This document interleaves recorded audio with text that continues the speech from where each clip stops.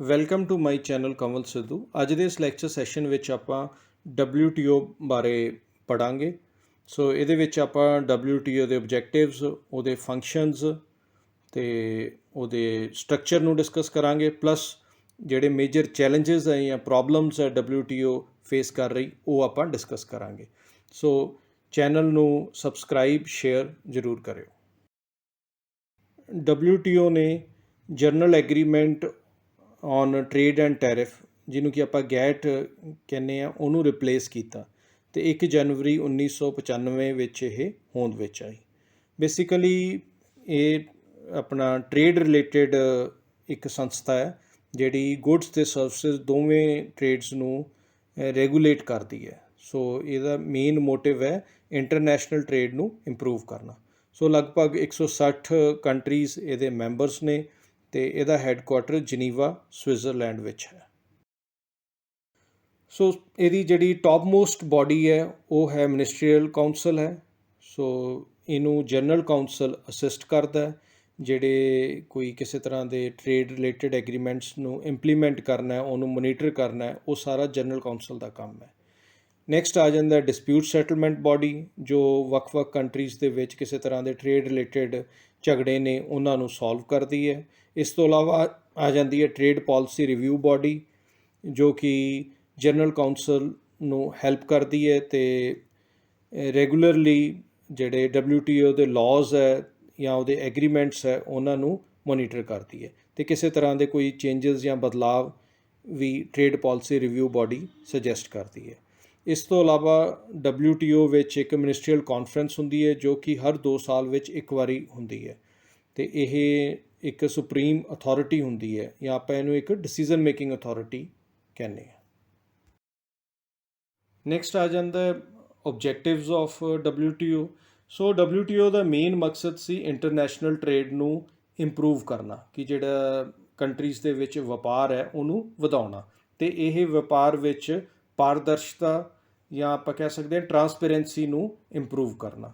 ਸੋ ਇਹਦੇ ਲਈ ਜਿਹੜਾ WTO ਹੈ ਉਹ ਵਰਲਡ ਬੈਂਕ, IMF ਅਤੇ ਹੋਰ ਇੱਦਾਂ ਦੀਆਂ ਇੰਸਟੀਟਿਊਸ਼ਨਸ ਨਾਲ ਰਲ ਕੇ ਕੰਮ ਕਰਦਾ ਹੈ। ਸੋ ਇੱਕ ਹੋਰ ਇਹਦਾ ਮੇਨ ਓਬਜੈਕਟਿਵ ਹੈ ਕਿ ਕਿਸੇ ਤਰ੍ਹਾਂ ਦੇ ਵੀ ਟਰੇਡ ਰਿਲੇਟਡ ਡਿਸਪਿਊਟਸ ਹੈ, ਵਪਾਰ ਰਿਲੇਟਡ ਕੋਈ ਵੀ ਝਗੜਾ ਹੈ ਮੈਂਬਰ ਨੇਸ਼ਨਸ ਦੇ ਵਿੱਚ, ਉਹਨਾਂ ਨੂੰ ਸੈਟਲ ਕਰਨਾ। ਇਹਦੇ ਲਈ ਉਹਨੇ ਇੱਕ ਮਲਟੀਲੇਟਰਲ ਡਿਸਪਿਊਟ ਸੈਟਲਮੈਂਟ ਸਿਸਟਮ ਵੀ ਬਣਾਇਆ। ਇਸ ਤੋਂ ਇਲਾਵਾ WTO ਦਾ ਮੇਨ ਫੋਕਸ ਹੈ proper utilisation of resources, employment generation, ਕਿ ਲੋਕਾਂ ਨੂੰ ਵੱਧ ਤੋਂ ਵੱਧ ਰੁਜ਼ਗਾਰ ਮਿਲੇ, ਲੋਕਾਂ ਦਾ ਸਟੈਂਡਰਡ ਆਫ ਲਿਵਿੰਗ ਇੰਪਰੂਵ ਹੋਵੇ ਅਤੇ ਇਨਵਾਇਰਮੈਂਟਲ ਪ੍ਰੋਟੈਕਸ਼ਨ ਹੋਵੇ। ਸੋ ਸਭ ਤੋਂ ਇੰਪੋਰਟੈਂਟ ਫੰਕਸ਼ਨ ਹੈ ਟਰੇਡ ਐਗਰੀਮੈਂਟਸ ਨੂੰ ਇੰਪਲੀਮੈਂਟ ਕਰਨਾ। ਸੋ ਇੱਕ ਤਰ੍ਹਾਂ ਦਾ ਇੱਕ ਟਰੇਡਿੰਗ ਸਿਸਟਮ ਡਿਵੈਲਪ ਕਰਨਾ ਮੈਂਬਰ ਨੇਸ਼ਨਸ ਦੇ ਵਿੱਚ, ਜਿਸ ਵਿੱਚ ਪਾਰਦਰਸ਼ਤਾ ਹੋਵੇ, ਟਰਾਂਸਪੇਰੈਂਸੀ ਹੋਵੇ। ਇਸ ਤੋਂ ਇਲਾਵਾ WTO ਇੱਕ ਪਲੈਟਫਾਰਮ ਹੈ ਜਿੱਥੇ ਅਲੱਗ-ਅਲੱਗ ਮੈਂਬਰ ਨੇਸ਼ਨਸ ਟਰੇਡ ਰਿਲੇਟਡ ਸਮਝੌਤੇ ਕਰ ਸਕਦੇ ਨੇ, ਨੈਗੋਸ਼ੀਏਸ਼ਨਸ ਕਰ ਸਕਦੇ ਨੇ ਅਤੇ ਕਿਸੇ ਤਰ੍ਹਾਂ ਦਾ ਅਗਰ ਉਹਨਾਂ ਦੇ ਵਿੱਚ ਕੋਈ ਡਿਸਪਿਊਟ ਹੈ, ਕੋਈ ਝਗੜਾ ਹੈ, ਉਹ ਵੀ WTO ਦੇ ਪਲੈਟਫਾਰਮ 'ਤੇ ਉਹ ਆਪਣਾ ਝਗੜਾ ਦੂਰ ਕਰ ਸਕਦੇ ਨੇ। ਇਸ ਤੋਂ ਇਲਾਵਾ WTO ਜਿੰਨੇ ਵੀ ਟਰੇਡ ਰਿਲੇਟਡ ਐਗਰੀਮੈਂਟਸ ਹੈ ਅਲੱਗ-ਅਲੱਗ ਮੈਂਬਰ ਨੇਸ਼ਨਸ ਦੇ ਵਿੱਚ, ਉਹਨਾਂ ਨੂੰ ਮੋਨੀਟਰ ਕਰਦਾ, ਪਲੱਸ ਇਹ ਇੱਕ ਵਰਲਡ ਪੀਸ ਨੂੰ ਪ੍ਰਮੋਟ ਕਰਦਾ। ਸੋ ਇਹਦੇ ਨਾਲ ਅਲੱਗ-ਅਲੱਗ ਕੰਟਰੀਜ਼ ਦੇ ਵਿੱਚ ਜਿਹੜੇ ਰਿਲੇਸ਼ਨਸ ਨੇ ਉਹ ਇੰਪਰੂਵ ਹੁੰਦੇ ਹੈ ਐਂਡ ਗਲੋਬਲਾਈਜੇਸ਼ਨ ਦੀ ਸਪਰੈਡ ਵਿੱਚ WTO ਦਾ ਬਹੁਤ ਵੱਡਾ ਯੋਗਦਾਨ ਹੈ, ਕਿਉਂਕਿ WTO ਇੰਟਰਨੈਸ਼ਨਲ ਟਰੇਡ ਅਤੇ ਜਾਂ ਆਪਾਂ ਕਹਿ ਸਕਦੇ ਹਾਂ ਕ੍ਰਾਸ ਬਾਰਡਰ ਟਰੇਡ ਨੂੰ ਇੰਪਰੂਵ ਕਰਦਾ, ਜਿਹਦੇ ਨਾਲ ਗਲੋਬਲਾਈਜੇਸ਼ਨ ਇੰਪਰੂਵ ਹੁੰਦੀ ਹੈ। ਸਭ ਤੋਂ ਪਹਿਲਾਂ ਮੇਨ ਜਿਹੜੀ ਪ੍ਰੋਬਲਮ ਹੈ ਉਦੋਂ ਆਉਂਦੀ ਹੈ ਜਦੋਂ ਕੋਈ ਮੈਂਬਰ ਨੇਸ਼ਨਸ ਇੱਕ ਦੂਜੇ ਨਾਲ ਬੋਲਦੇ ਨਹੀਂ, ਠੀਕ ਹੈ, ਜਾਂ ਉੱਥੇ ਕਿਸੇ ਤਰ੍ਹਾਂ ਦੀ ਪੋਲੀਟੀਕਲ ਇਨਸਟੇਬਿਲਿਟੀ ਹੋਵੇ, ਕੋਈ ਟੈਰਰਿਜ਼ਮ ਹੋਵੇ ਜਾਂ ਸਿਵਲ ਵਾਰ ਹੋਵੇ, ਉੱਥੇ ਟਰੇਡ ਨੂੰ ਪ੍ਰਮੋਟ ਕਰਨਾ ਬਹੁਤ ਔਖਾ ਹੈ ਅਤੇ ਇਹ ਇੱਕ ਤਰ੍ਹਾਂ ਦਾ ਮੇਨ ਓਬਸਟੈਕਲ ਹੈ ਵਰਲਡ ਟਰੇਡ ਆਰਗੇਨਾਈਜੇਸ਼ਨ ਲਈ। ਸੋ ਇਸ ਤੋਂ ਇਲਾਵਾ ਕਈ ਵਾਰੀ ਹੁੰਦਾ ਕਿ ਜਿਹੜੇ ਟਰੇਡ ਦੇ ਸਮਝੌਤੇ ਹੈ, ਐਗਰੀਮੈਂਟਸ ਹੈ, ਉਹ ਸਾਈਨ ਹੋ ਜਾਂਦੇ ਆ ਪਰ ਉਹਨੂੰ ਪ੍ਰੋਪਰ ਤਰੀਕੇ ਨਾਲ ਇੰਪਲੀਮੈਂਟ ਨਹੀਂ ਹੁੰਦੇ। So this is also a major challenge for WTO।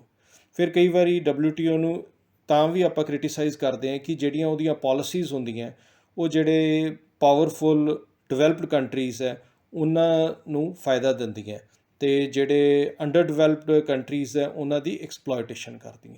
ਸੋ ਇਹਨਾਂ ਸਾਰੀਆਂ ਗੱਲਾਂ ਕਰਕੇ WTO ਨੂੰ ਕਈ ਵਾਰ ਕ੍ਰਿਟੀਸਾਈਜ਼ ਵੀ ਕੀਤਾ ਜਾਂਦਾ ਹੈ, ਜਾਂ ਆਪਾਂ ਕਹਿ ਸਕਦੇ ਹਾਂ ਕਿ ਇਹ WTO ਲਈ ਮੇਜਰ ਚੈਲੰਜਸ ਨੇ। ਸੋ ਦਿਸ ਵਾਜ਼ ਆਲ ਇਨ today's lecture session. So channel ਨੂੰ ਲਾਈਕ, ਸ਼ੇਅਰ ਅਤੇ ਸਬਸਕ੍ਰਾਈਬ ਜ਼ਰੂਰ ਕਰਿਓ।